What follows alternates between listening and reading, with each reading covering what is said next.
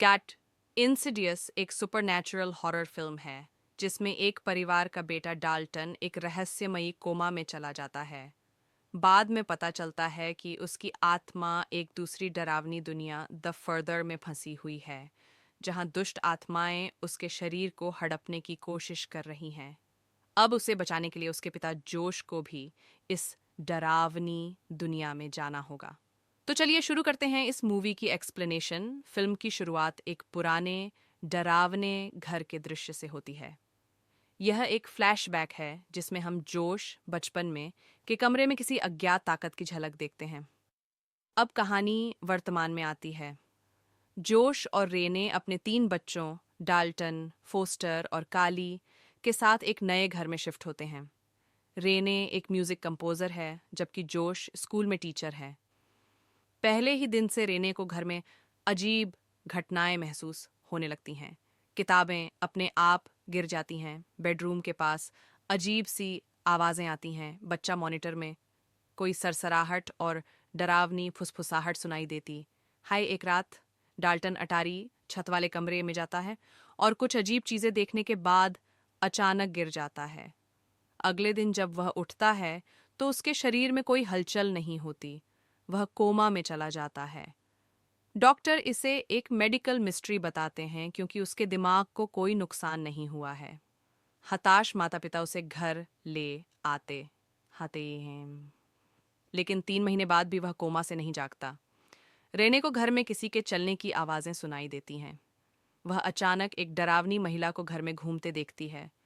एक रात जब रेने सो रही होती है तो उसे अपने कमरे में एक डरावनी परछाई दिखती है।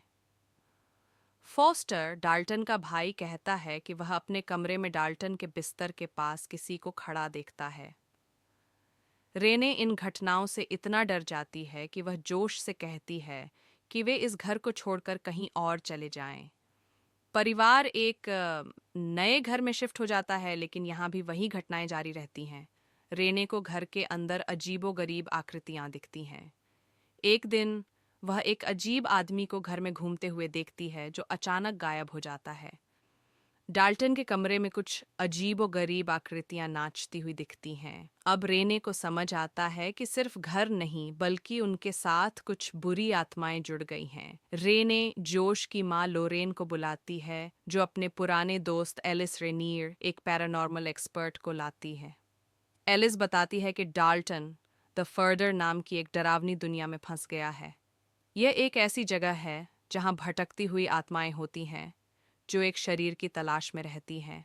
डाल्टन एस्ट्रल प्रोजेक्शंस कर सकता है, यानी वह अपनी आत्मा को शरीर से बाहर निकाल सकता है। ये शक्ति उसे उसके पिता जोश से मिली है। जब डाल्टन सोते हुए अपनी आत्मा को बहुत दूर ले गया तो वह द फर्दर में खो गया। अब कई आत्माएं उसके शरीर पर कब्जा करने की कोशिश कर रही हैं। सबसे खतरनाक आत्मा लाल चेहरे वाला दानव, ए लिपस्टिक फेस डीमन है, जो डाल्टन को बंदी बना चुका है। एलिस बताती है कि जोश भी बचपन में एस्ट्रल प्रोजेक्शन कर सकता था, लेकिन उसे यह सब भुला दिया गया था। अब जोश को अपनी आत्मा निकालकर द फर्दर में जाकर डाल्टन को बचाना होगा। जोश अपने पुराने घर में पहुंचता है, जहां उसे डाल्टन एक अंधेरे कमरे में जंजीरों में बंधा मिलता है। लाल चेहरे वाला दानव एक ऊंची जगह बैठा होता है और वह डरावना संगीत सुन रहा होता है।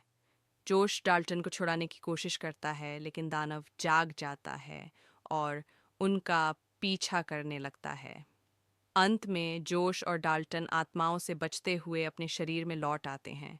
जोश के शरीर में लौटने के बाद रेने और परिवार को सब ठीक लगने लगता है, लेकिन तभी एलिस कुछ अजीब महसूस करती है और जोश की एक पुरानी तस्वीर खींच लेती है। और फिर एलिस अचानक जोश के हाथों मारी जाती है। रेने जब तस्वीर देखती है तो उसमें जोश की जगह एक बूढ़ी औरत भूत की तस्वीर होती है। जोश जब द फर्दर में था तो उसकी आत्मा वापस आने से पहले ही एक दूसरी दुष्ट आत्मा ने उसके शरीर पर कब्जा कर लिया। यानी अब जोश वहीं नहीं रहा, उसकी जगह एक बुरी आत्मा आ चुकी है। फिल्म यहीं खत्म हो जाती है और बैकग्राउंड में डरावनी आवाज़ें आने लगती हैं।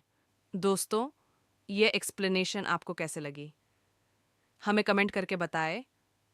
और अगर आपको वीडियो अच्छी लगे तो वीडियो को लाइक करें, तो हमारे चैनल को सब्सक्राइब ज़रूर करें ताकि कोई भी वीडियो सबसे पहले आप तक पहुंचे। मिलते हैं ऐसे ही एक और नई कहानी के साथ।